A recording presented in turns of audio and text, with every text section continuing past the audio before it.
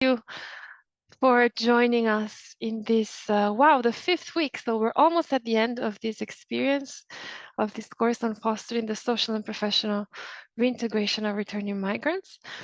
And I am very pleased to welcome also our colleague Zeina Mezher, who is going to be taking the lead in the session today. Now, as you will have seen in our notification that was sent at the end of last week when confirming the session this morning, we are going to focus on the impact of recruitment practices on reintegration processes. So really taking this holistic view at the migration cycle and starting from the pre-departure phase, starting from the recruitment aspects that come into play into it and seeing how it reflects on the reintegration patterns and processes. You will have also received an indication in the notification that was sent late last week that some material to introduce you to the ILO approach to fair recruitment, to establishing fair recruitment processes, has been made available on the eCampus. And you will find in there the links to 2 self-guided modules. One, a bit defining what we mean when we talk about fair recruitment, and one looking at the legal and institutional framework to set up fair recruitment processes. So it will be helpful for you if you have already taken a look at the material. If you haven't, don't worry, I will leave you in the very good hands of Zeina, who is going to touch upon some of the concepts and some of the issues that are also explained in the modules. If you wish to explore this more in depth, of course, you can refer to the self-guided modules on the eCampus, but we have a wealth of material that we are very happy to share with you. So as usual, we are only just one email away. Feel free to reach out and we can share more. The session today is, as usual, being recorded, and the recording will be made available afterwards. But as usual, we are a relatively small, relatively intimate group. So I encourage you to take the opportunity to take the floor if you have any questions, if you have any comments, if you want to share, as I see that you have done in the sessions up until now, share your reflections, perhaps highlight the implications of what we're discussing during the live session in your concrete professional context. We're always very happy to see, to hear those reflections and those considerations. And if you're in a position where you cannot raise your hand, virtually raise your hand or open your microphone, you may also put your question, comment, or reflection in the chat, and we'll be happy to pick it up from there. With that being said, without further ado, I will leave you in the very capable hands of our colleague Zeina. Zeina, thank you very much for joining. Zeina has joined the ITC after a career at the ILO in the Beirut office recently, early this year, and she is working in the ILS Gen department where she is dealing specifically with issues related to fair recruitment. So Zeina, thank you for joining us today, and over to you. Good morning, Mickey. Good morning, everyone. And thank you for joining. Some of you very early, maybe some of you very late. And I hope that, as Mickey said, I will be able to contribute to your knowledge and also learn from you through your questions and your comments. Mickey mentioned that I have a background in migration, in gender, and this is why these 2 topics really are very well integrated whenever we approach the issue of recruitment, migrants, and reintegration. And through the engagement that you're going to have together, you're going to see the importance of also practical experiences to look at the whole migration cycle when it comes to reintegration from departure, arrival to destination, what happens at destination, return, and maybe arrival again. No, because it's sometimes it's a circle. It doesn't end. It doesn't stop.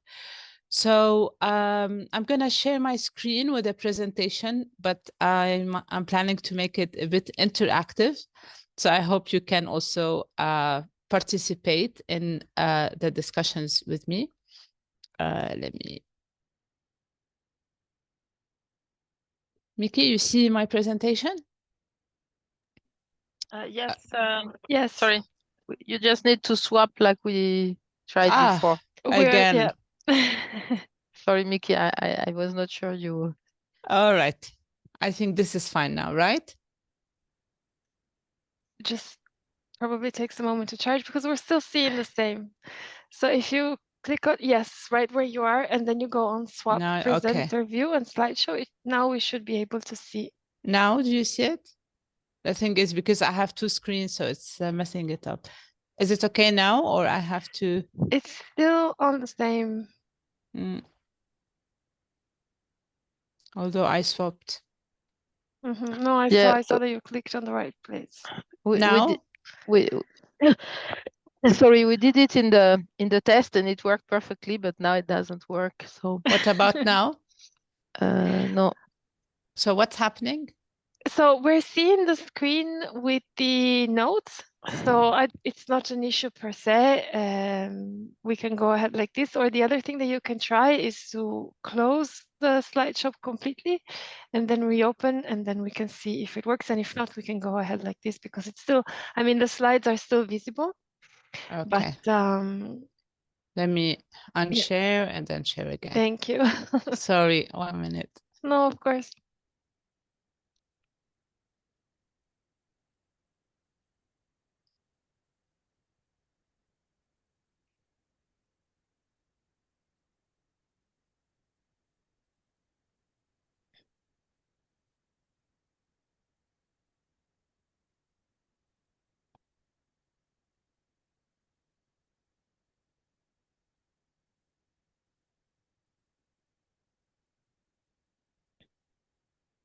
Okay. Now, do you see something? Now we are seeing your PowerPoint screen. Now we see yes. And now we see the full screen. Fantastic. Thank you, Zeina. Thank you. And sorry about that. Again, look at us, professionals who work on this and struggle to start with few things. Imagine the migrant workers who go to countries they know nothing about, languages they know nothing about, cultures that is completely alien to them. And then often they are expected to excel from moment one without having necessarily the tolerance that you are showing here. So again, working on migration is really inspiring because it always kind of inspires us to put a mirror into how we engage with others. And the whole issue of recruitment is at the heart of it. And often it's not considered how important it is to identify fair recruitment practices and how it can impact not only the migration journey, but also the return and reintegration. So before I start zooming in the discussion, I want to share this picture with you. And I want some reflections from you. Like if you look at this picture, it's a picture of a returnee, a migrant worker who returned to her home country. What is it that we can make up about the story? What's her story? Let's give her a name. Her name is Miriam. And let's come up for Miriam's story with some of our ideas. Who wants to start?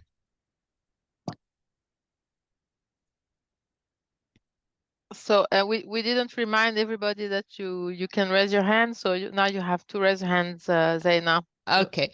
So Yvonne, you can start. What do you see about Miriam? Good morning, Zeina, and good morning, everyone. So for me, I see that she's standing in front of what looks like a store. I hope you can hear me. Yes, we hear you. And I can see some items, this, I think palm oil, and then some clothing hanging and some other items. It just kind of looks maybe a bit disorganized, like she's either squatting in the shop. What I mean by squatting is it's somebody else's shop, but she's helping out in that shop, or she's selling some of her items in somebody else's shop just to make do. So basically, she's not really settled. It looks like she's just in the process of trying to get settled. It looks like that to me. Over. Thank you, Joseph. What do you think? What do you see?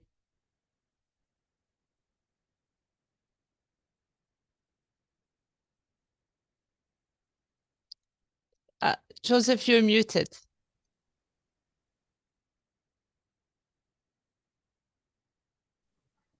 Am I audible now? Yes, we can hear you now. Oh, thank you. Thank you so much. What I'm seeing from, what's your name again? Miriam, right? Yes, Miriam. Okay, We called her Miriam. Miriam. Okay, okay. What I'm seeing from Miriam is she came back from a participation in wherever she was engaged in. She came back with a remittance, and probably she set up a stall or probably a taco box or a trade store maybe. She started to venture into a small business, I suppose. Yeah, Thank you, with the Joseph. remittance that she brings back from a participation offshore. Thank you, Joseph. Hello, Christina.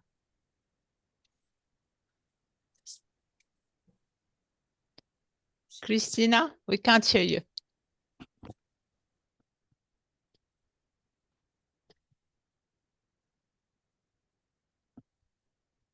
Can you hear me now? Yes. Yes. Oh, okay. Sorry.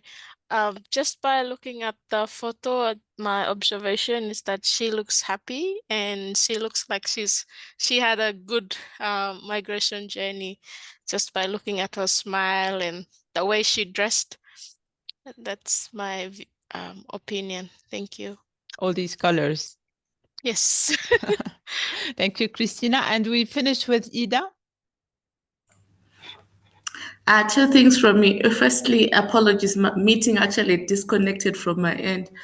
So I want to know, is there background information to this, or we're just looking at this picture? We're trying to, this is a photo of we're assuming she is a returned migrant. We're trying just to reflect on what could be her story.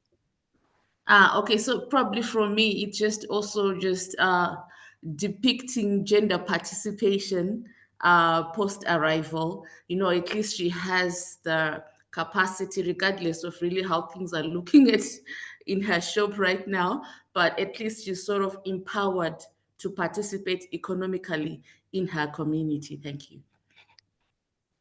Thank you very much for all your thoughts. Zeina, Yes, we also Mickey? have one comment in the chat that I Okay, don't know if sorry. it was picked up, but I don't think so. It was from David saying Miriam is returning from England and running an online business selling personal items. So a bit of a creative spin. Thank you. Sorry, I can't see the chat. So here we are a team with Mickey and Marion, and they can also remind me whenever I miss something. It's a very interesting observations that you have shared. What I could add to it is also kind of some questions, right? So we look at this returned migrant worker. She's smiling. Is it a genuine smile because she had a good migration journey? She brought some remittances and she opened her own business? Or is she masking something? Was she a victim of forced labor and was saved? And now she is safe home and she is trying to go on with her journey. She might be like many women migrant workers have been involved in domestic work. She might be a domestic worker, but here we see her in a shop. Does this mean she was exposed to learn some skills in terms of managing a small business, doing the budget, trade, sales? So did she had access to some skills that led her to move into something she's passionate about and where she can reintegrate in her society? Is she looking at the future with an intention to migrate again? Or has she been fully reintegrated in her community, accepted as a successful returnee, carrying with her all the experiences and the journey, bringing, all the intercultural experiences that she has experienced herself abroad, bringing them home? All of these are questions we are not going to answer or know because we're looking at a picture, but all of these are relevant when you look at migration, when you look at recruitment, when we look at reintegration. The last point that I want to make here is also the question is she working as a double job? Maybe she has a job, and now this is the second one because she has incurred debt due to recruitment fees, and she has to work double in order to pay that debt. So this is why maybe also she doesn't have time to really fix the shop the way maybe like some of you commented that maybe she has all this stuff here. Maybe she doesn't have the time because she's already overworking because she has incurred debt bondage due to recruitment. So let's look at this term recruitment. What does it really mean? And how it can be framed within the main idea about reintegration, where we know that there is the right of citizen to return after a migration journey. This is recognized in the Universal Declaration of Human Rights and reaffirmed in other universal human rights instruments, including the International Convention on the Protection of the Rights of All Migrant Workers and their Families. I'm sure that throughout the course, you have been exposed to different international standards. And this is a particularly important international standard for migrant workers that also highlights the right of migrant workers to return to their home country. We raise questions such as why people migrate. Why do you think people migrate? Can I get few ideas why would people migrate?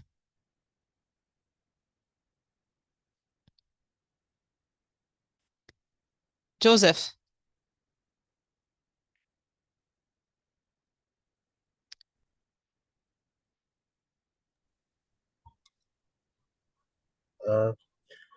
Thank you for giving me the floor. People migrate for various reasons. So just mention three. Mention three for me. Okay. One is economic situations that keep them to migrate away from their home country or from their community.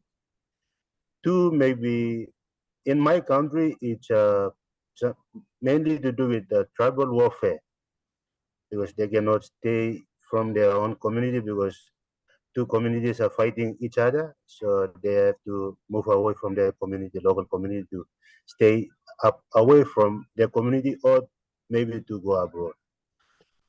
Three, maybe sea level rise, maybe, or any other factors that cause them to migrate away from their community. Thank you. Thank you, Joseph. I will add to that sometimes that also, especially for women, they might migrate either because they are not recognized enough as empowered women in their communities, or also to run away from gender-based violence. But there are also multiple reasons for why people migrate. And sometimes it's simply chasing a dream of a better life, which is something that's totally legitimate. Now, Ida had her hand up. Maybe, Ida, you can contribute with the second question of why do they return and when do they return? All right. Probably just to add to why they return, it can also be climate-induced migration. And then as to when do they return, just give an example, probably looking at the kind of migration work that I'm handling. This may be due to several motivations, right?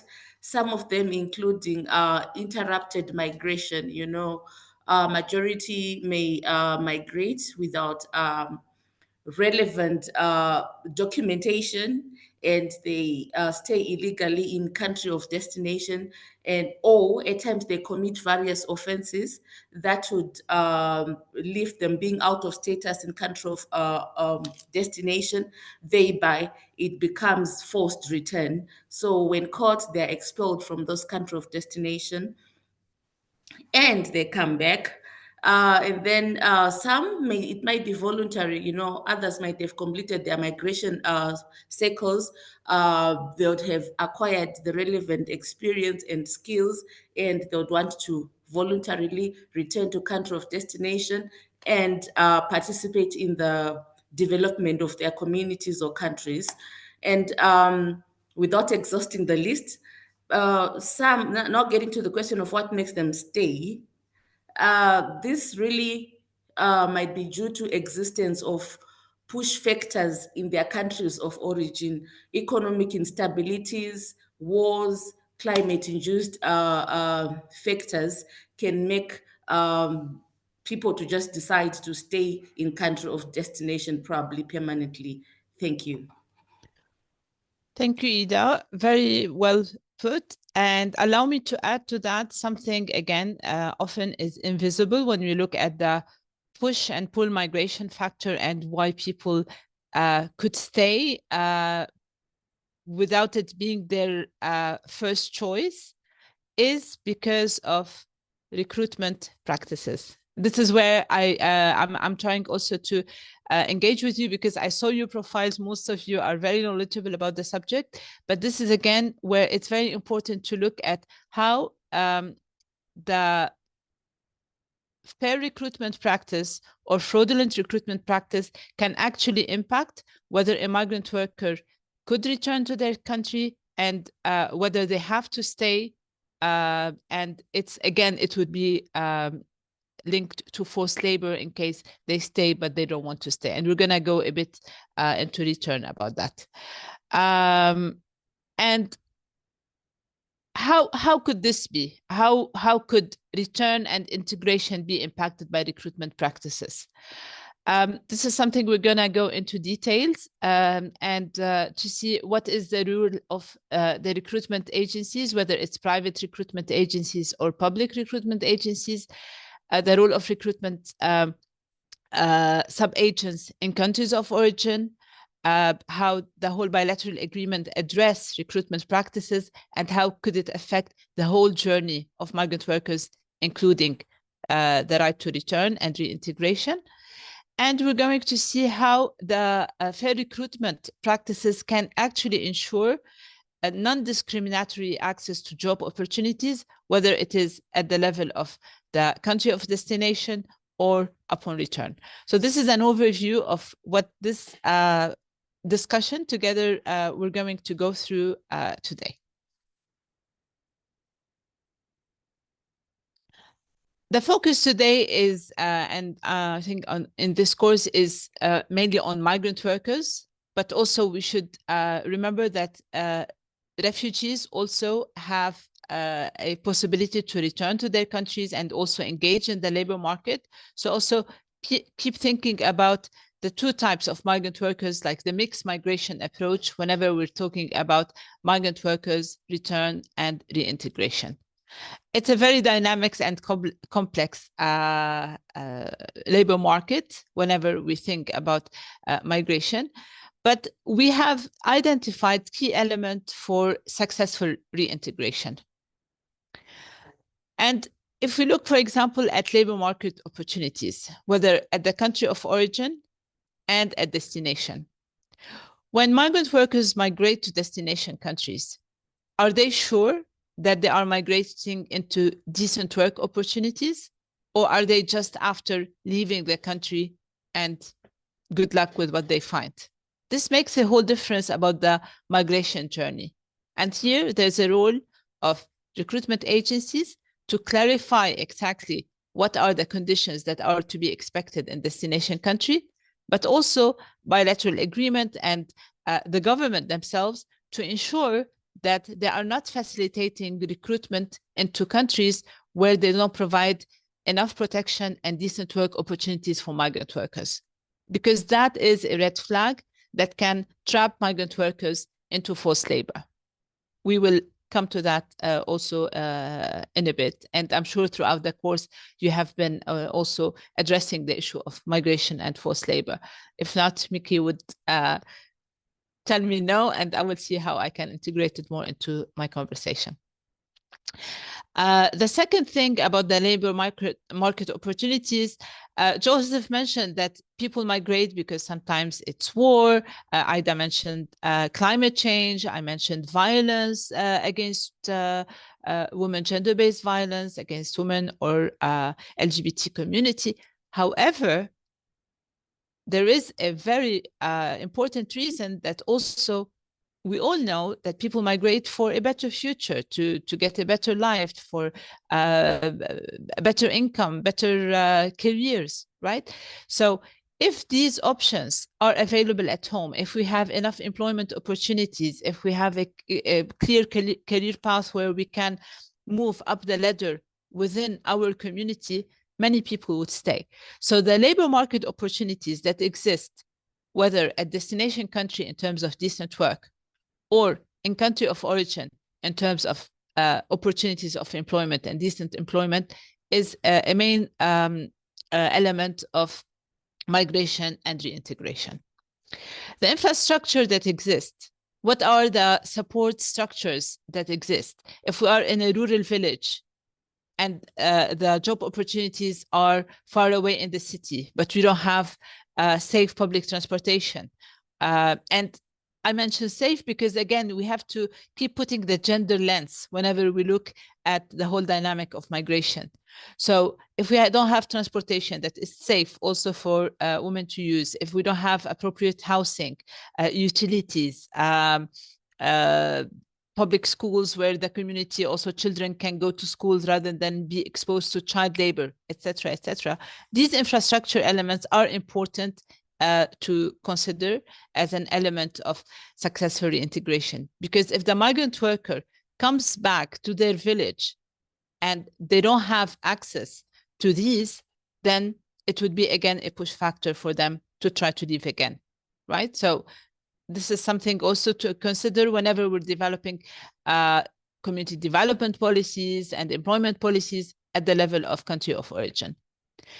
And here comes the enabling policies that the government develop and implement that supports reintegration efforts. Are they providing good incentives for employment and entrepreneurship, and linking also their programs to skills? To what extent are the labor attachés in countries of destination active, trying to identify what are the skills gained in countries of destination that could be reintegrated through new labor market dynamics in the country of origin? The government's policies have a lot to do with that. And of course, the investment possibilities. What are the opportunities for returnees, either to invest savings or to have access to financial resources, including loans? And again, let's put here the lens of women and what are, for example, the guarantees that they have to put if they want to borrow money. What are the facilities, micro credits that are available to them?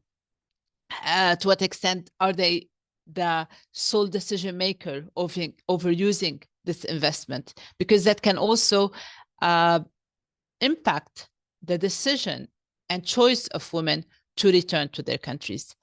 As Miki mentioned, I worked in the ILO office in Beirut for more than 10 years, and my focus was on migrant workers and migrant domestic workers. And it was very interesting whenever we engage with migrant domestic workers to realize that some women want to stay despite the fact that they are not really extremely happy through the working conditions in Lebanon, but because of how empowered they felt versus when they go back to their very conservative communities and where they would be deprived from making a choice, whether economic choice or personal choices. So this question of choice and women empowerment in the whole migration cycle and reintegration is very important also to look at, and how that can impact really the decision of a migrant to return or not, and what can we do at a community level, at a country of origin level, in order to re-attract this labor force back into our countries so they invest in developing the country and in economic growth.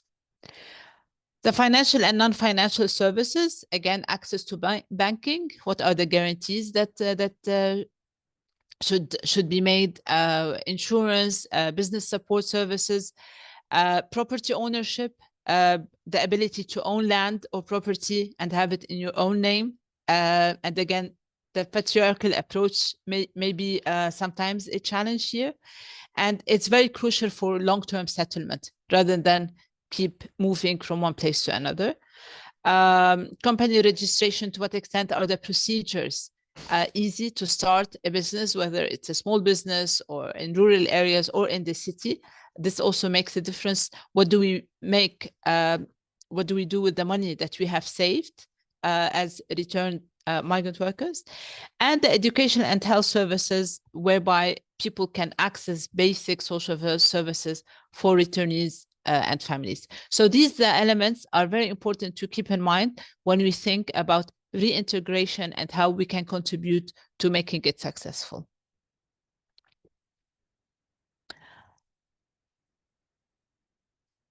And again, just as a concluding remark here, it's the social partners are at the heart of developing and pushing for a comprehensive policy framework whereby incentive packages are available that lead to effective reintegration policies.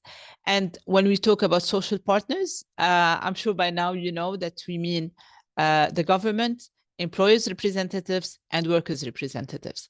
When it comes to migration, the issue of social partners becomes a bit challenging, especially when we talk about women migrant domestic workers.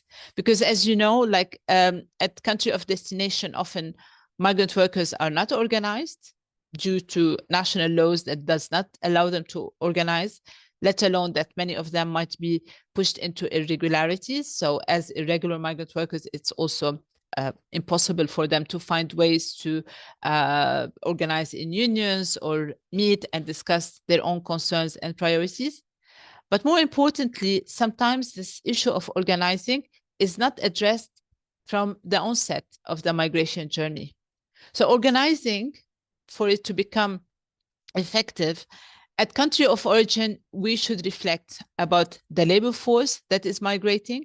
What are the unions that can be representative to support the migration journey, to keep track of these stories, of the needs, of the successes, of the skills that are being gained, and bring them back at the national level to put them into policies. So the role of social markers is social partners is really key into this. And through the consultation of social partners in 2016, the ILO arrived at adopting the general principles of fair recruitment because, as I mentioned earlier, when it comes to migration, recruitment is a very big factor. It's an important factor, practically speaking, to match and place workers with employers to facilitate the migration journey. But it's also an important factor in reintegration and make return possible. And this is why whenever the discussion started on how could we promote fair recruitment, it was a consultation, a tripartite discussion between employers, workers, and governments facilitated by the ILO that led to the adoption of the general principles of and guidelines for fair recruitment. Mickey shared with you that there are modules that you can go more into depth and details about these operational guidelines for fair recruitment. And I'm sure that this is how you are going to spend some of your free time reading those modules or watching the videos. If not, I'm going to spare you a bit and go through them together now. Okay, so because this is really important, especially as you would be reflecting on the relationship between recruitment and migration and reintegration. So let's look into these general principles and operational guidelines for fair recruitment and what do they mean. First of all, again, if we look at ILO as a standard setting organization, it's important to note that these general principles are not binding. So yes, they are there to guide government employees and workers into their actions to promote fair recruitment, but they are not binding. So they are not like fundamental principles and rights at work, the conventions that are binding to all member states of the ILO, or like ratified conventions. But they are a very practical, important tool that can inspire the action that governments, employers, and workers' organizations would take, and that would inspire and inform national policies related to migration. The guidelines are derived from several sources, and again, they are rooted in international labor standards. So they are aligned with international labor standards that are relevant to migration, especially, for example, when we think about forced labor, about minimum wage, about migration-related instruments, about non-discrimination, which is a fundamental principle also and right at work. So they are really aligned to all the international labor standards that are relevant to this. And these principles are intended to cover the recruitment of all workers, not just migrant workers. So this is also an important nuance to keep in mind, that the fair recruitment principles cover all workers. We focus more on migrant workers because of the complex migration journey and because they are often more vulnerable than other workers, for reasons that I'm sure you are familiar with by now. And also they cover recruitment, whether it's happening directly by employers or through intermediaries. So it doesn't really necessarily only cover recruitment that happen through public or private recruitment agencies, also those that happen through direct employment, or that happens through sub-agents and intermediaries at both country of destination and country of origin. What are these guidelines? What do they talk about? First of all, as you will see, it's very much inspired by the whole international labor standards and human rights instruments. So recruitment should take place in a way that respects and protects everyone and is fully recognized as human rights. It should respond to established labor market needs and not serve as a means to displace or diminish an existing workforce, which means it should be linked also to national policies related to employment policies and understanding of what the market needs. Why? Because if not, the migration or the workforce becomes, there would be unnecessary competition that will push the working conditions down.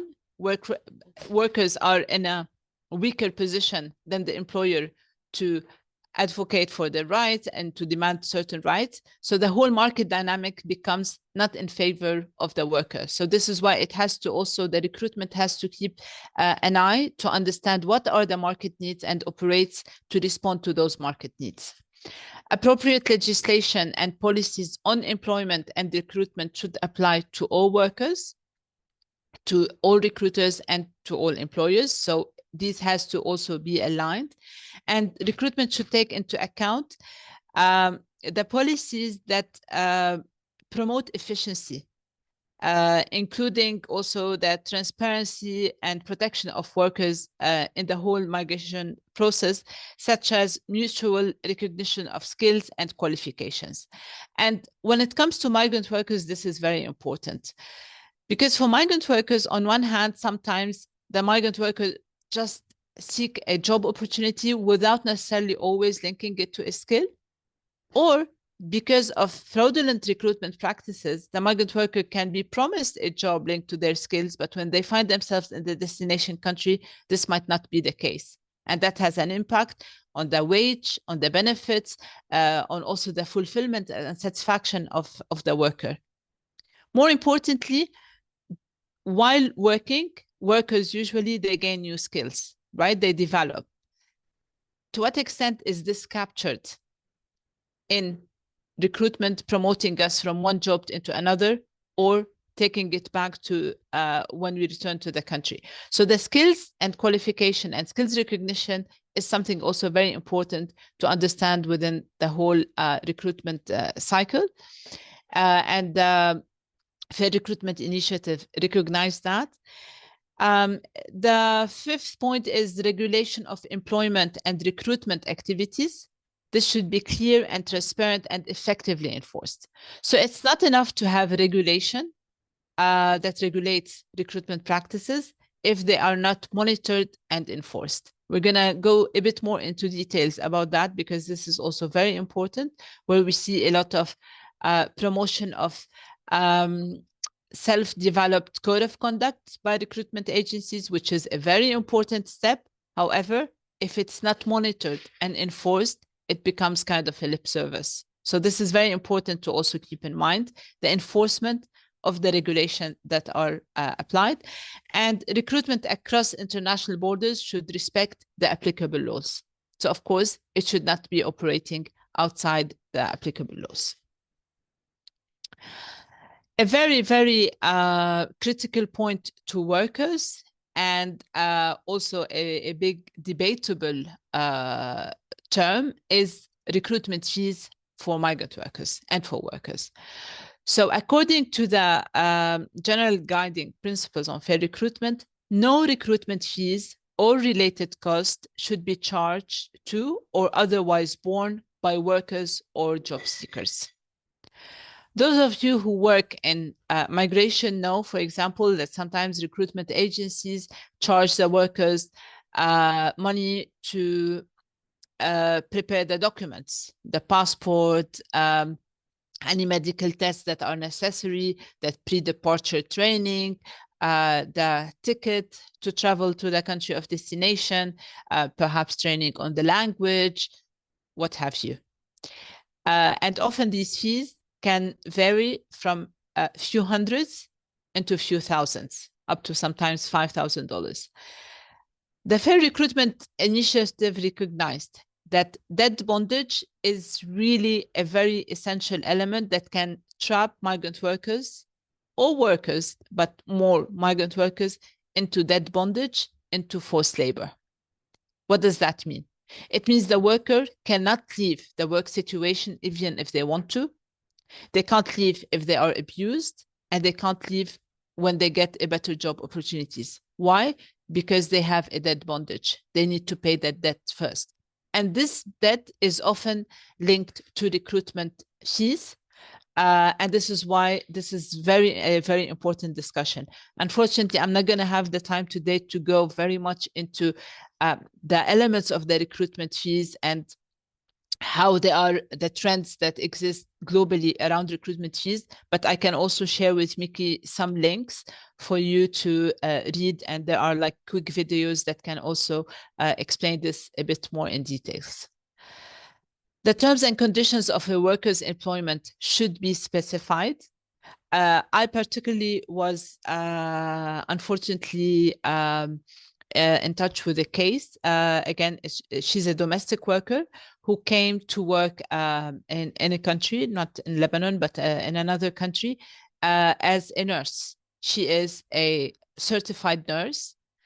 In the recruitment interview, she was going and promised a job to work as a nurse.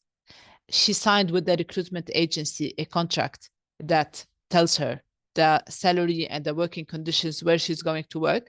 When she arrives in the country of destination, she was actually hired as a domestic worker in a house, cleaning, cooking, and there's nothing wrong with cleaning and cooking, but that's not her job. That's not what she applied for. So this lack of transparency and honesty in the terms of conditions can be this extreme, and even sometimes more. But this can be also be simpler. Sometimes you are promised a wage of $600. You go into a destination country where you get $300. And that is very much linked to something we call contract substitution, whereby the migrant worker may sign a contract at the country of origin with certain working conditions. The employer in the destination country signs another contract with their recruitment agency, and that both recruitment agencies are facilitating the matching. When the worker arrives to the destination country, they sign the actual contract, which is binding in front of the national courts, and that contract sometimes not only is not in the language that the migrant worker speaks, but also it might have conditions that are not favorable to the migrant worker. But the migrant worker made this journey. They might have paid the recruitment fees and now they are in debt, or they might be simply ashamed to go back to their country. There are different reasons why the migrant worker would carry on with the situation. And most importantly, because sometimes they don't have access to justice, they don't have access to complaint mechanisms, so they have no way to challenge this practice. So this is why the guidelines really define the importance of the terms and conditions of a worker's employment, that it should be detailed and specified and the same across the whole migration journey. Workers' agreement to the terms and conditions of recruitment and employment should be voluntary and free from deception and coercion. Okay, this seems self-explanatory, but again, sometimes if we are linked to a debt, there is coercion, because I will not be able to leave that job because I have to pay back the recruiter. So the recruiters would tell me, okay, you stay 2 years in that job, pay me back the money that I lent you to facilitate your recruitment journey, and then you can leave. Deception, as the examples that I mentioned earlier. So they arrive, the migrant workers arrive, and then they become trapped. So this is why also this is clearly defined in the guidelines. And workers should have access to free, comprehensive, and accurate information regarding their rights and the conditions of their recruitment and employment. So pre-departure, we should know, if I'm traveling to work in Italy, what are the conditions there? What are the conditions of this job? But also, what are the laws and regulations in that country that can impact me? To what extent do I have access to organizing?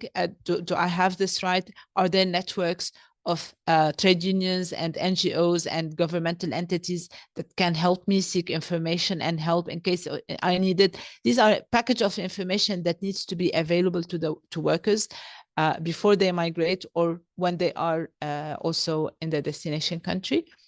Freedom of workers to move within a country or to leave a country should be respected. This is also a fundamental right, a basic right, freedom.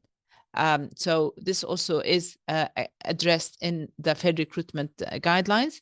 Workers should be free to terminate their employment and, in case of migrant workers, to return to their country. So imagine if you're not happy in your job and you can't resign. It's as simple as that. This is an indicator of forced labor because you would be coerced to stay in that job. So again, by saying that these guidelines are linked to international standards, this is what I mean. They understand that the threat that migrant or workers can be subject to, and they are addressed through these elements here. Workers, irrespective of their presence or legal status in a state, should have access to free and affordable grievance and other dispute resolution mechanisms. And this is, again, a very, very big gap for migrant workers in destination country, the access to grievance mechanisms and to justice. What do we make of all of that? We take these we take these basic principles and we see how do we reflect them in national policies by government, in also internal regulations of recruiters and employers, and also in the work and advocacy and services that would be provided by trade unions and CSOs. So this is why understanding these principles is actually very practical. They can be mirrored into the practices that we do at the level of the organization that we belong to. The key points to remember on fair recruitment is that there is a direct link between recruitment and forced labor. I gave a few examples on that migrant workers are acknowledged as being especially vulnerable to exploitation and human trafficking, including in the recruitment process. employment agencies, whether public or private, they can contribute to the efficient functioning of the labor markets. And the international labor standards on employment policy underline the role of the state in regulating the operation of private employment agencies and setting up organized employment services to ensure the satisfactory recruitment and placement of workers. And in many countries, we have seen, and again, there are a lot of research related to recruitment practices. And in fact, this year we are celebrating 10 years on the adoption of the Fair Recruitment Initiative, and the ILO is evaluating what happened during these 10 years and where do we go from here. And Miki, maybe I can share with you when it's ready the link to the global webinar that is outside this course, but we are going to organize a webinar with the ILO to celebrate the 10 years on fair recruitment, and where we can see what is the roadmap going ahead, what were the challenges and the lessons learned up until now. This is very important because, again, the way at a national level recruitment practices are regulated and monitored can really reshape the whole recruitment journey, and eventually the migration journey, the return and the reintegration journey. So it's all one last point here is important to note that the international labor standards, they are not generic, but they have a universal value. They apply to all workers, to all enterprises. However, there are additional guidance that has to be more either sector specific or specific to a certain group of workers. For example, the recruitment and employment of domestic workers might have its own specificity that differs from workers in a factory. It's the gender element, it's the isolation of the workplace as the home, it's the difficulty of organizing the workers, it's the nature of the work itself. So it has its own specificity, and this should also be reflected when we develop the policies related to these sectors when we look at fair recruitment. And here I'm going to take a 1 second break because I think you can also inspire us with few answers here. We know that recruitment practices are announced through different channels, right? Whether it is at a national level or international level.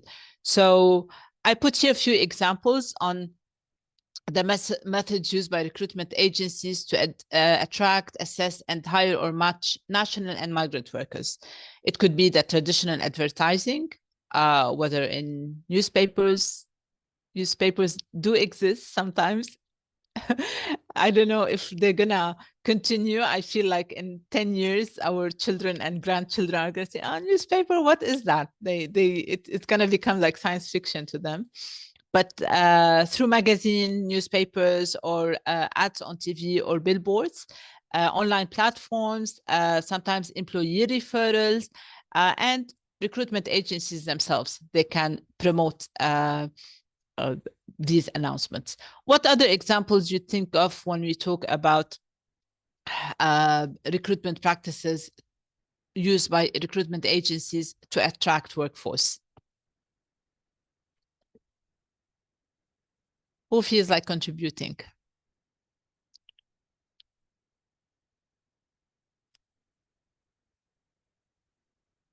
Yvonne, please go ahead.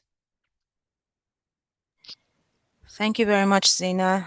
I feel like contributing, but I'm not sure if I'm going to say the kind of thing that you probably expect me to say. So my reflection in how recruitment takes place will come from my personal context and experience. So I am in a country of origin. I work for a country of destination. And here in Nigeria, where I work, there are the conventional ways that recruitments can take place.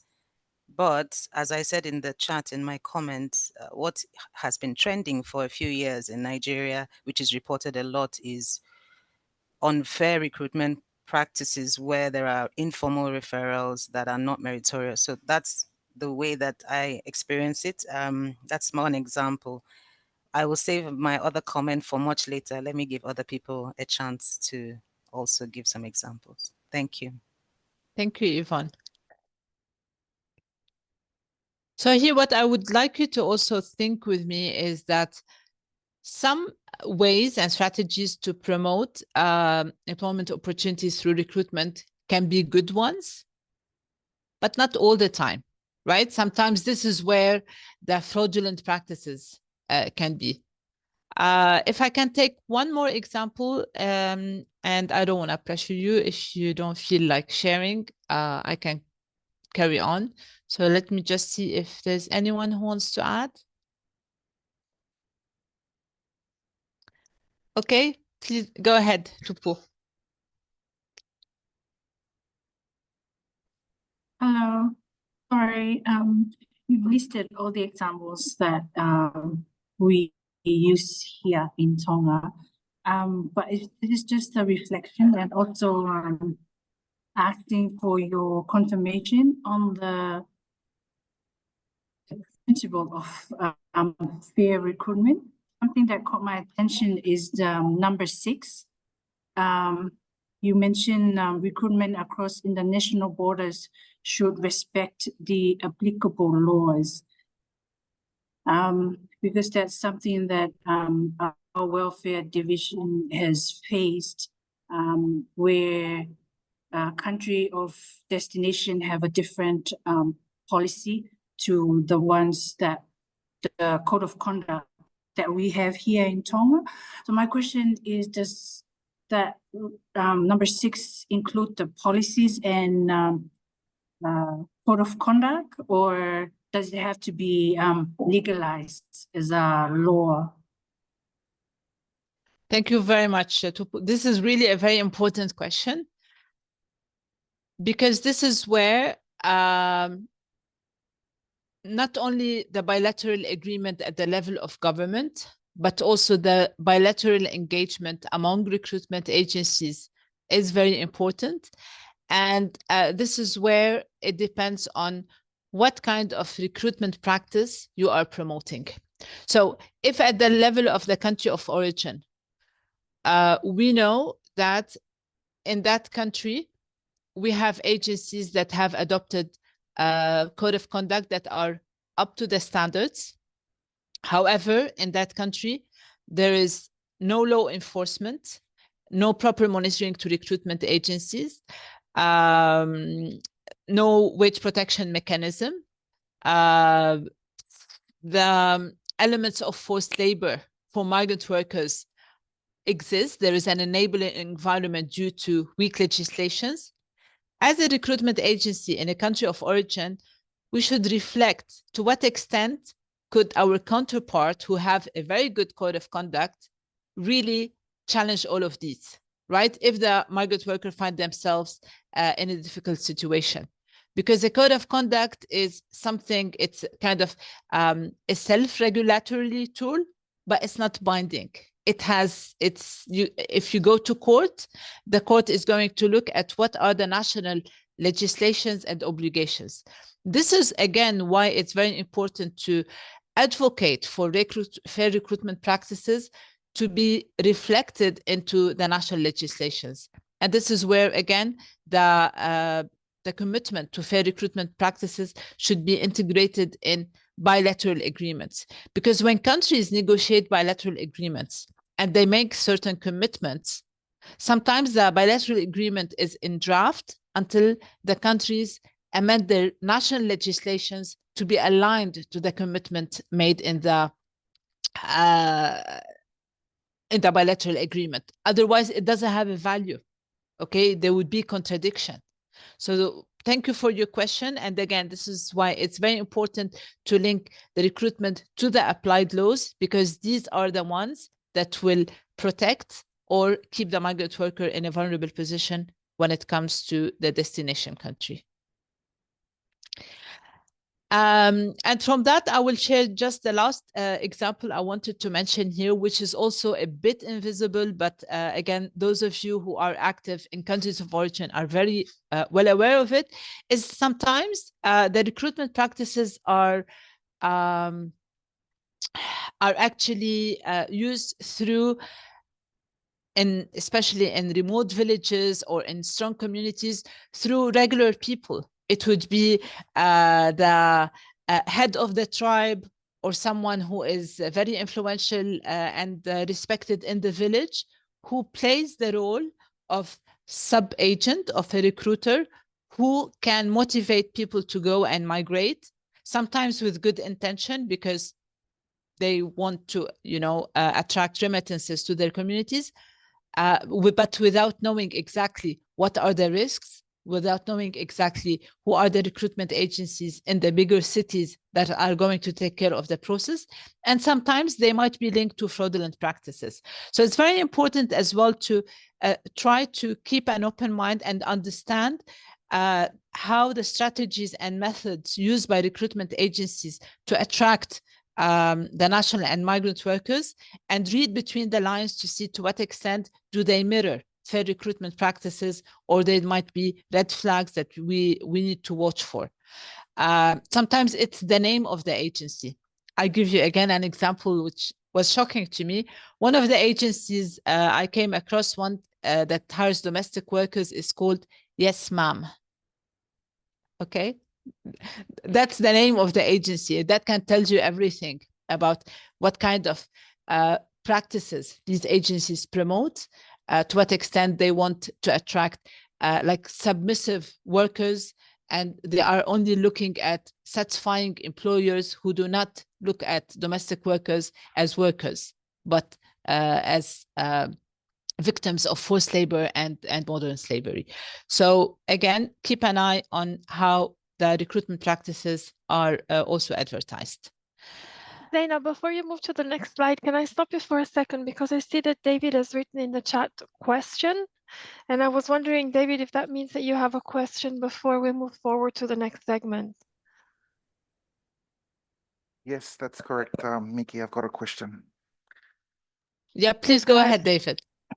So thank you, Zeina. I think this question goes, I was going to say it, but then my colleague Tupo from Tonga mentioned it. I had the same experience with Vanuatu, and we are not yet there, but we see how it's happening for Fiji and some other Pacific Island countries when it comes to laws that are applicable in our country, but they're not applicable. So I'm talking in relations to Pacific Australia Labour Mobility, which is the migration program that we're part of. And there is something that I've learned that it's called reciprocal jurisdiction, where I think it's a more, bigger legal activity or exercise, which I think from your seat or from your experience, you'll be able to shed some light on that in relation to that topic of having both countries have respect for each other's laws, and that will help us when we come up to writing up policies and all this level of documents that will make life easier for our workers that are going back and forth from these countries. Thank you, David. I must admit that I'm not a legal practitioner, so I will share with you what I know through supporting bilateral agreement formulations, but I'm not the expert to give more details into the reciprocity. What is clear is that whenever bilateral agreements are being negotiated, the country of origin and destination do a double check to see, is this commitment reflected in a law? If not, they ask the country they're negotiating with, what is your plan? Because sometimes the country goes back and do proposal to the parliament because they want to attract the workforce from this country. So they do some regulatory changes that may sometimes only need a ministerial decision, and sometimes it needs parliament.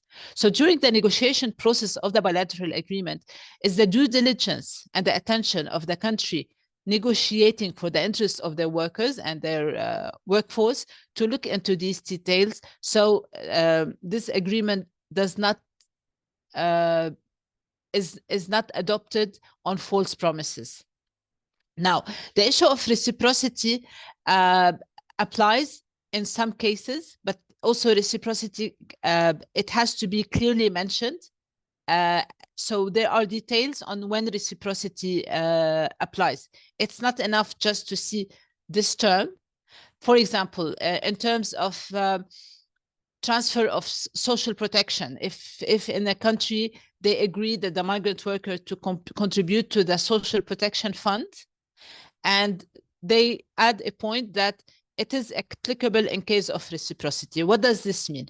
It means if I am from Lebanon, you are from Fiji, and we have this point in our agreement. But if in Lebanon there are 500,000 workers from Fiji, and in Fiji there's only 2 workers from Lebanon, what does that really mean in practice? The element of reciprocity, because reciprocity is applicable when countries negotiated and link it to practical examples. It's if you want to transfer social funds, there are tools and mechanisms and procedures that make that happen. If this has not been discussed, then it becomes a bit like a lip service or a false promise. So it's very important to go more into details about what that reciprocity means beyond that term, because sometimes it might not really be applicable for obvious reasons, or either it's not practical or the country does not support it and it was just mentioned there. But again, with Miki, we can get more into this issue of reciprocity, and here you gave me a small assignment for myself to learn more about it, and we can share more with you. Thank you, David, for your question. Thank you very much, Zeina. Thank you, David, and thank you, Zeina. There's another raised hand by Joseph. Please go ahead, Joseph.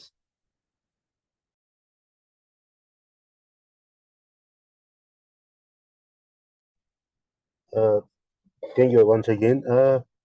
I just want to ask this question because it kind of strikes me. In terms of bilateral labor agreements and during terms of negotiation, I mean, countries of origin are not really able to bargain the right side of the game because they don't have the power to do so, and that is why most of the time countries of origin seem to fall towards the countries of destinations terms. So in terms of a fair recruitment and fair negotiation and all of this, it doesn't exist. So my doubt that I have is because these workers are now crossing borders into another country. So, I mean, if ILO is a labor standard setting organization, can we in any way form or say make it mandatory for all states to comply with by way of commitment in all these recruitment practices? I mean, that's my thinking. Thank you.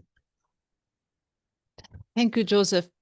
The thing is, when the operational guidelines were adopted, they were also based on the understanding that the migration world is very complex. You have it's global, right? The whole migration phenomena is global. It's across sectors, across gender, across countries, and it was a very long discussion whereby it was adopted as guiding tools with the intention that governments are working to adhere to international standards. So the commitment to international standards, whether to elimination of forced labor or protection and the eradication of child labor, non-discrimination, all these practices are already existing in international standards. The ILO, it's not up to the ILO to make it mandatory. The ILO provides this normative approach and supports governments, employers, and workers to adhere and to develop mechanisms to adhere to these standards. But this is where, and we're going to come to that a bit in the presentation, this is where it's important to look at the role of employers, workers, organizations, how they are actually strengthening the regulatory framework of the governments to align with international standards. Because as you truly said, Joseph, the migrant workers are vulnerable in this whole migration journey. Recruitment sometimes is promoted by countries of origin because they need the remittances, and therefore they don't really go into details about the recruitment practices. But this is where the voice of the workers is very important. And this is where the employers, when they start to see fair recruitment as a win-win, where they can retain workforce, where they can have a happy workforce, because a happy workforce is also a more productive workforce, which is very important for the employers, where they are really contributing into national policies that can also attract national workers and lead to growth in the economy. This commitment among the tripartite is the entry point. And yes, it is a long way. It's not something that's going to happen overnight. Okay, but again, the guiding principles are rooted in international standards, and these are parallel efforts by all organizations to advocate for adherence to these international standards. There's a lot to share also with you, but I'm mindful of the time, and I promised Mickey to commit to finish on time. So I'm going to go very quickly with you just to reflect also on the policy recommendations that is rooted in this whole discussion that we have. So the policy recommendations address the three groups, the three tripartite group that we talked about. What are the commitments that should be there for governments? The government should strengthen the regulatory framework to align with international labor standards guided by the Fair Recruitment Initiative. So Joseph, already you brought us here with your question. So I think we are aligned in the presentation as well. Establish effective mechanism to enforce fair recruitment practices. Again, I mentioned this earlier. To have fair recruitment through code of conducts or even as a policy adopted, but not linked to monitoring and enforcement mechanism, does not lead us far. So it's very important to have to establish effective mechanisms. And this is, again, if we look at bilateral agreements, it's not enough to see the term fair recruitment there, but also to see how the government of destination are going to monitor and enforce fair recruitment. This includes, remember all the time, zero fees on workers. Workers should not pay recruitment fees. And this practice should be clearly monitored to make sure that this has not happened. So zero fees doesn't mean the worker doesn't pay before they migrate. It also means that employers do not deduct from their salaries, the payment goes fully on regularly to the worker, etc., etc. And for governments, they should provide incentives for companies that align with international guidelines, particularly for hiring, reintegrating individuals. And here we're linking the recruitment to also what can happen in the country of origin when migrant workers return. What are the policies that are being adopted by the government to reintegrate these returning migrant workers? For employers, adopt a code of conduct with compliance and monitoring mechanisms. That was also clearly discussed today. And this code of conduct can be inspired from the guiding principles and on fair recruitment. So transparency in the contract, fair wages, skills and skills recognition, etc. Regular training for human resources and recruiters on fair and ethical recruitment and reintegration needs, inclusive and transparent recruitment processes for vulnerable groups, and employers should facilitate the return journey on the expiry of workers' employment. So, for example, if a migrant worker is in the destination working with an employer, the responsibility of the employer does not stop at the end of the contract, but they should also facilitate the return of the migrant, either by purchasing the return ticket or by making sure that the workers' residency permit are also still within the limit and they didn't expire. So they should not risk trapping the migrant worker in the destination country just because the contract of the worker finished with them. There is a responsibility to employers there, and the employers should enable access to skills that can lead to chances of employment upon return. And this is a proactive approach from good employers who can see beyond the life within their institution or companies, that the migrant worker can also acquire certain skills. It can be language skills, it can be cooking skills, it can be like we saw in the first photo of Maria, maybe she took some courses in sales, and this enabled her to go back and become her own entrepreneur. So these are policies for employers. And for workers organizations, advocate for the rights of vulnerable workers.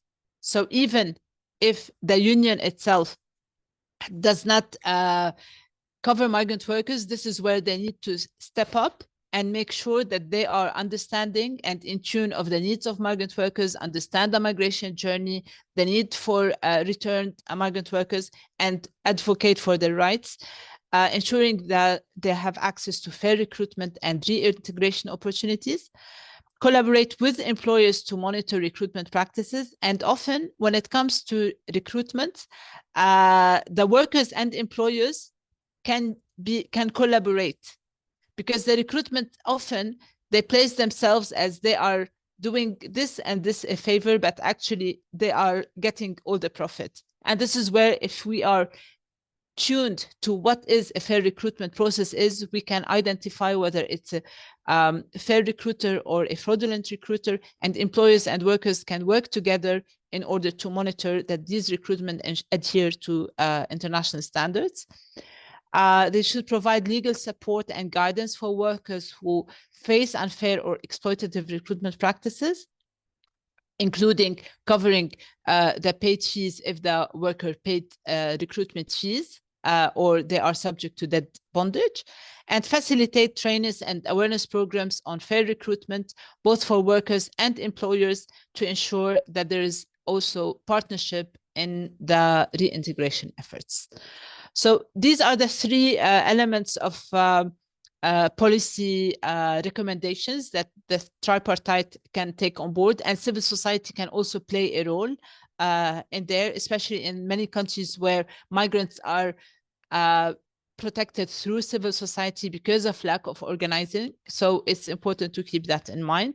And whenever we look at this whole issue of recruitment and reintegration, it's very important to keep the gender lens to see what are the possible vulnerabilities or opportunities related also to women, either in the migration journey or the reintegration. To also look at skills and skill recognition as integral part of the fair recruitment, and to we can't emphasize enough the role of social dialogue in facilitating fair recruitment and reintegration. So dialogue is the answer. It's also the answer to a lot of problems, but sometimes we don't use it enough. So this is a kind reminder. Let's re-establish dialogue among tripartite constituents whenever we are promoting fair migration, fair recruitment, and fair reintegration. And thank you so much. We still have a few minutes for discussions. I'll leave the floor to Mickey if you want to manage the also questions, and I'm here with you to answer them. Thank you. Thank you, Zeina. Thank you very much for this very comprehensive and engaging as well overview of the issues related to recruitment and their interaction with reintegration. We have indeed already addressed several of the questions from the participants during the session itself. I don't see any questions at the moment in the chat, but let me extend perhaps one last, there you are. Thank you, Ernest. Please go ahead. I see your raised hand. I also have a question, contribution. Fantastic, Victor. We'll get to you as well. Thank you. So let me start maybe with Ernest, because I saw his raised hand first, and then I can give the floor to you, Victor, if that's okay with you to wait for a couple of minutes. Thank you, Mickey. Fantastic. Thank you. Thank you, Mickey. Yeah, my take on the recommendations as given by Zeina is that I have a specific concern for some of the recommendations, like the recommendations that has to do with fair recruitment and the role of the labor unions to ensure fair recruitment. We have seen in recent times, particularly in my country, Nigeria, where the classical and conventional role of the labor union had been completely lost from its roots. You see, we know the conventional roles of labor unions to advance the cause of workers and migrant workers. But because of some contemporary issues that we have seen, most of the issues that bedeviled the world, or issues around climate change, climate resilience, adaptation and mitigation, and all other advocacy, we have discovered in recent time that labor unions have shifted completely from their primary role into most of the domicile role of CSOs and non-governmental organizations. And I also heard in the recommendation as given by Zeina that there is need for dialogue. I'm also of the opinion that we have done too much of dialogue. We have done too much of AC-fitted environment meetings where people are gathered every day, every week to discuss the same issues that were discussed last year. And the issues are centered all that are typically around the role of the labor union, the role of workers or workers' organization as it concerns appertain the advocacy for the rights of labor workers or workers' organization or the labor migrants. So there is need for us to advocate for more of action. As small as I have attended over 50 meetings. The same issues are being discussed. Actions are not being taken. Monies are being expended. And the same problem will come back to it again. So I feel for me, the concern should be advocacy to redirect labor unions, particularly labor unions, because they are the voice of the workers who cannot speak for themselves. They are the voice of the migrant workers who cannot speak for themselves. So every year we gather in Geneva to begin to review ILO conventions and the rest of them, ratification and all standards. Let us advocate for the need for labor union or worker organization to redirect their role now to their conventional role to advance the cause of workers or migrant workers.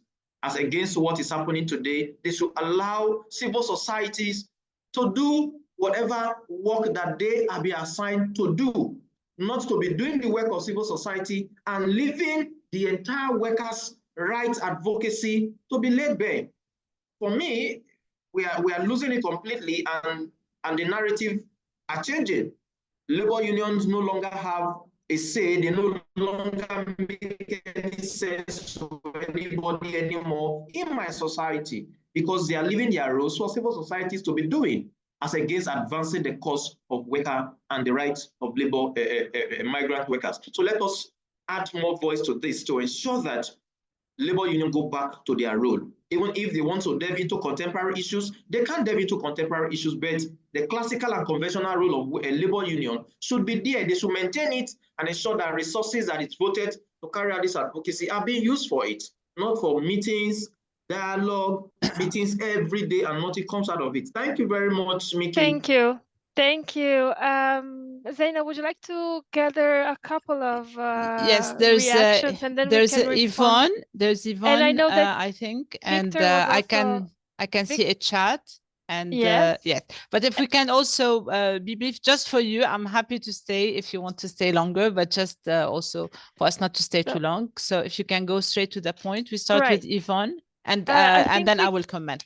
I think we can start with Victor because he was waiting Okay, from sorry. earlier, and D'accord. then Yvonne, and then I can pick Oh, the I don't question mind from if she Delvin. can go ahead, but some of the questions have been touched, but mine is not a question, it's a contribution, and I wanted to hear the view of Zeina, especially that with her Arabic-influenced accent, I could tell that she has lived in the Middle East for some years, and she rightly testified that.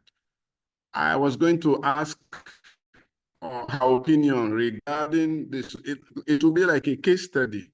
We have a lot of West African ladies or girls who migrate to the Middle East for household work, to work as waiters or waitresses or housekeepers. And we have heard despicable experiences or testimonies of how they are exploited there. And now with the situation there in the Middle East, the present situation in Beirut, Lebanon, you name them, all around the Middle East, and the threat of what is to happen, just anticipating how do we handle this, what can we do back home. Many of them were expecting them to come back. They are going to be compelled to return. Or for those who cannot, those who are there, what could be done in those daring circumstances and situations?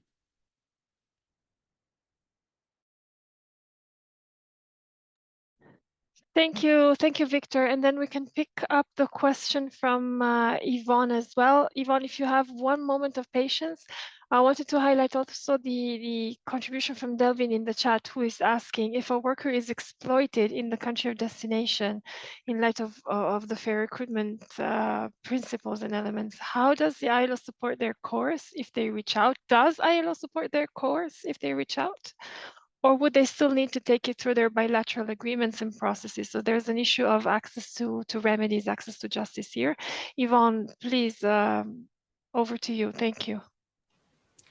Thank you very much, Mickey. So I wanted to make a comment which I've had in my mind. So listening to this presentation, I think it goes to the heart of what the concerns are for migrants, the relevance to jobs and the issue with why migrants migrate from their home countries where there's unemployment and all that. But I think there is also an assumption that for all this, in the best case scenario, that the governments are actually working to develop the international standards, and that the governments are democratic, let me put it that way, and working, with accountability in mind and all that. But I just feel that for some of the countries where there is either war or conflict, or governments which are not accountable, are less democratic in practice, where there is institutional, the infrastructure is failing, where there is systemic corruption.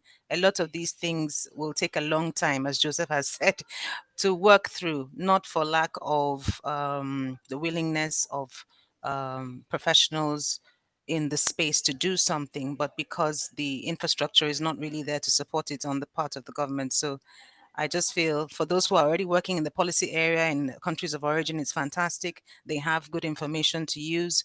But for those who are working in other areas, either working for countries of destination, but trying to see how they can be more relevant in their own ministries of labor in their home country, it seems like a journey too far. And it's very sad. The reflection for me is quite daunting, because I'm seeing what the ideal situation should be, but what is on the ground is actually not this, and it seems in this light a bit unrealistic and a bit too ambitious at the moment. So a lot to take in, and hopefully the environment will be better for us to be able to implement some of these policies or move them forward in a few years' time. So my reflection is just that, really, for Nigeria. It seems like we're a long way off with the infrastructure, just not able to take on these kind of standards at the moment. That's my thought. Thank you. Thank you. If you allow me, Mickey, to summarize rather than respond, because I mean, some of the points that have been raised at the end deserve each of them its own webinar and discussion. How to strengthen the role of the unions to make sure that they actually represent workers, all workers, right? Is something that's a big discussion. And what I really, my takeaway from also that point was from talk to action.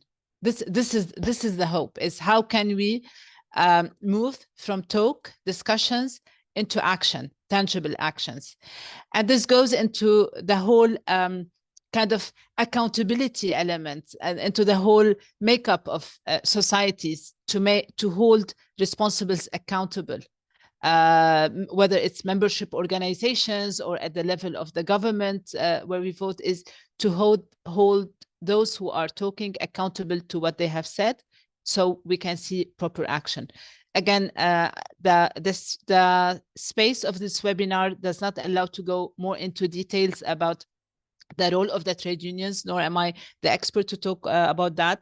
But this is a very strong point, and it's well noted. And I invite you again to engage in other spaces to raise this point and see how can we move from talk to action.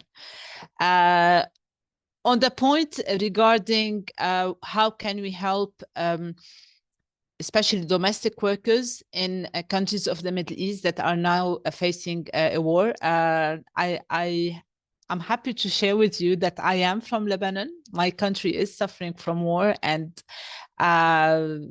it's a very, very morbid situation right now.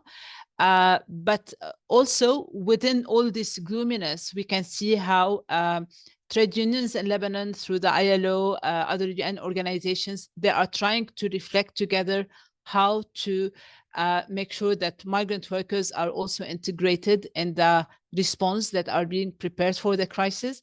Because you have rightly pointed out that those migrant workers may be left behind. We have seen that during COVID, that it did require a conscious effort to make sure that migrant workers also have access to protection, to information, to communication with their loved ones. So right now, what you could promote at the level of country of origin is, first of all, with labor attaches in countries of destination, to make sure that they are prepared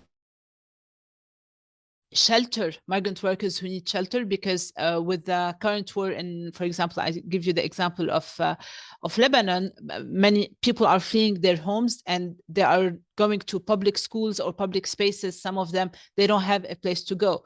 And often the migrant workers would either be left behind, or there are discriminatory practices not allowing them to go with a family into the shelter that has been selected. So it's very important for the labor attaches to also to make sure that migrant workers, whether they are in regular or irregular status, know that they are welcomed into their embassies and into their consulates, to make sure that trade unions and civil society organizations are proactive in not forgetting providing basic needs and shelter to the migrant workers, access to information and communication. There is a lot of isolation. I didn't go into details also into the psychological element of unfair recruitment practices, how the stress that it can put on migrant workers. In terms of force, this is also much more exacerbated. So again, how can we make sure we advocate? At this stage, when it comes to war, again, this is, again, I'm in the middle of this because I'm linked to Lebanon through this war, but I'm also linked to the ILO through its response to migrant workers. What can we do? So it's very, very important to advocate and try to find the practical tools that can save lives, but also save the mental health of the workers, and promote access to return flights and access to documentations. We know that in some countries, and this is back to including it in the fair recruitment, the passports and the documentation of the migrant workers are confiscated. So in the case of the migrant workers wanting to return, if they don't have access to their documents, or if their document was burned in the house that has been bombarded, how are they going to fly? This is the responsibility of the country of origin to make sure they negotiate a quick laissez-passer that will allow the migrant workers to return. So there are a lot of practical elements and linked to the crisis nature of the war again, we will not have time to go too much into details about it, but I can conclude with this, and it would respond also to a question in the chat, is whether ILO can support or not. So as a reminder, ILO is not a service provider. ILO is a standard setting. So they create dialogue to come up with international standards, and then they advise the government and empower the workers and employers organizations to adhere to these standards, to develop mechanisms to adhere to these standards. But what ILO does also, because they are not direct service providers, is they have projects that can support, or they can create a referral mechanism. So in case of despair of migrant workers, sometimes they do go to ILO offices in destination countries, and through the ILO, they can seek the service, even if it is indirect. So the ILO, this is not the main ILO's role. ILO's role is more on the standard setting and on building capacities. But again, this indirect service is provided through referral mechanisms. Again, there are, I'll leave it to you, Miki, because there are more questions coming in the chat. And again, as I said, I'm all yours. Yes. You tell me how you want to manage Thank this. you. No, there are a couple of comments and a couple of questions, and at least one question in the chat. There's one comment from Ida, and I think your point, Ida, is really going back to what we said at the beginning of the need to take a bit of a holistic approach and look at all of the different actors involved, and look at all of the different stages involved, because none of them happens in a silo, and none of us who work on this issue work in the silos, but we need to take this comprehensive holistic approach to the situation. So as you can say, there is needs for lots of advocacy work from all of the concerned parties, seeing how this can affect return and reintegration policies. And Victor is sort of compounding that, saying, yes, you are presenting the ideal situation, the standard that we want to aspire to, and we also need to be mindful of the fact that sometimes the reality on the ground is very different. Sometimes the challenges and the constraints that we need to work within can prevent us from reaching this aspirational reality, but that doesn't mean that the work is not helpful and it's not efficient. We're still working towards a goal.